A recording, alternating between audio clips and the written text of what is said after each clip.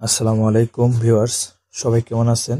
আশা করি সবাই ভালো আছেন। তো অনেকেই এরকম ভাবে আমারে কমেন্ট করেন বা জিজ্ঞাসা করেন যে স্পুল নিয়ে একটা ভিডিও বানাতে। তো স্পুল নিয়ে আমি অনেকটি মিক্স ভিডিও বানিয়েছি। মিক্স যা একটার মধ্যে অনেক কিছু থাকছে, অনেক কিছু আলোচনা করছি এই বিষয় নিয়ে। কিন্তু আজকের যে ভিডিওটি এটা হচ্ছে স্পুল, জাস্ট স্পুল নিয়েই ভিডিওটি বানাইতেছি। যে অনেকের যে ধারণা স্পুল একটা ড্রয়িং এ যতগুলা ব্যান্ড হয় বা ব্যান্ড থাকে ততগুলা স্পুল, তো আসলে বিষয়টা সম্পূর্ণ ধারণাটাই ভুল। তো ওই ভুল ধারণাটা আমি আপনাদেরকে বুঝিয়ে দেওয়ার জন্য ভিডিওটা বানিয়েছি। এখানে আমি দেখাবো এখান থেকে আমার লাইনটি শুরু হয়েছে। প্রথমে দেওয়া আছে একটা ফ্লান্স, এটা হচ্ছে ওয়েলনেক ফ্লান্স।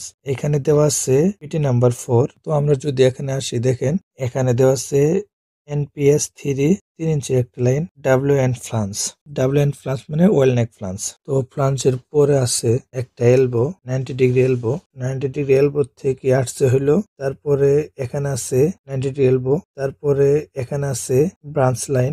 তো এখানে দেখেন 3x3 4 NS, তার মানে 3 ইঞ্চি লাইন থেকে একটা ব্রাঞ্চ লাইন আসছে, সেটা হচ্ছে ওয়েলডোলেট। তো এখানে দেওয়া আছে 2 নম্বর পিটি। তো 2 নম্বর পিটিতে যদি আসি আমরা, এখানে দেওয়া আছে দেখেন NPS 3 4/3। তো 3 ইঞ্চি লাইন থেকে 3 4 এর একটা লাইন গেছে ওয়েলডোলেট, এটা হচ্ছে ওয়েলডোলেট। তো তারপর আছে এখানে 90 ডিগ্রি এলবো, তারপরে এখানে আছে 90 ডিগ্রি এলবো, তারপরে লাস্টে আছে হলো একটা ফ্লান্স, এটাও কিন্তু ওয়েলনেক ফ্লান্স। এখানে দেখেন 4 5 6, তার মানে আমাদের 4 5 6 নম্বরে পিটি নাম্বারে দেখলে আমরা কিছু একটা দেখতে পারবো। দেখেন এই যে 4 আসলে ওয়েলনেক ফ্লান্স 5 আছে হলো স্পাইরাল অন গ্যাসকেট, এসপি মানে স্পাইরাল অন গ্যাসকেট। তারপরে হলো 6 নম্বর হলো ছিল বোল্ড, নাট, এটা বলি নাট বোল্ট, তার মানে ফ্লান্স, গ্যাসকেট, বোল্ট। তারপরে আছে আমাদের এখানে একটা ভাল্ব আছে। তো এই ভাল্বটি হচ্ছে গ্লোব ভাল্ব।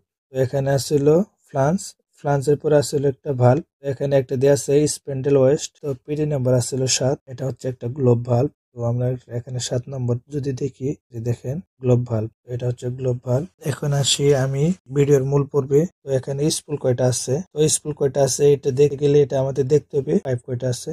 আগে আমরা দেখি কয়টা পাইপ আছে, 1 2 3 4 5, এখানে আসলে 5টা পাইপ। এখানে দেখেন পাইপের প্রত্যেকটা সাইজ দেওয়া আছে 17 18 20 21 22। এখানে 3টা আর এখানে 2টা, টোটাল 5টা পাইপ আছে। তো 5টা পাইপ যদি 5টা স্পুল না, এই 5টা পাইপ মিলে হচ্ছে একটা স্পুল। বেশিরভাগই ধারণা সেটা হচ্ছে যে 5টা পাইপ মানে 5টা স্পুল, কিন্তু আসলে ধারণাটি ভুল। এখানে দেখেন সবটি মিলে একটা স্পুল। এই যে এখানে স্পুল নাম্বারটি দেওয়া আছে দেখেন AS10, তার মানে এই ড্রয়িং এর 10 নম্বর স্কুল এটা। এখানে তো অনেকগুলো ড্রয়িং আছে, এখানে টোটাল 14টা পেজ আছে। তো এটা হচ্ছে 10 নম্বর স্কুল। তো এখানে যে সবগুলো পাইপ মিলে যে একটা স্পুল হয়েছে তার ধারণাটা হচ্ছে, এখানে আমি আপনাকে দেখাবো। দেখেন এখানে জয়েন্ট গুলো আপনারা খেয়াল করেন। এখানে দেখেন 45 46 আর 47, এই জয়েন্ট গুলা যদি দেখি আমরা, এই সবগুলা হচ্ছে সব জয়েন্ট। এই দেখেন এই যে গোল বিট ভরাট করা রেড কালার বা লাল কালার দিয়ে ভরাট, এটাই হচ্ছিল সব জয়েন্ট। আর এটা যদি ফিল জয়েন্ট হতো তাহলে এটা ক্রস হইতো। আর এখানে দেখেন 48 49 দুটাই সব জয়েন্ট। এখানে দেওয়া আছে দেখেন 72 নম্বর দেওয়া আছে, এটা কিন্তু সব জয়েন্ট। আর এখানে যে 73 নম্বর দেওয়া আছে এটা হলো ফিল জয়েন্ট।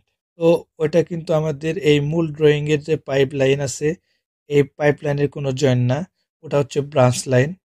এখানে 3 ইঞ্চি লাইন থেকে 3 4 এর একটা লাইন উঠছে ওয়েল্ডোলেট দিয়ে। এই ওয়েল্ডোলেট যে ব্রাঞ্চ লাইন আছে এটা ওই ব্রাঞ্চ লাইনে ফিল জয়েন্ট।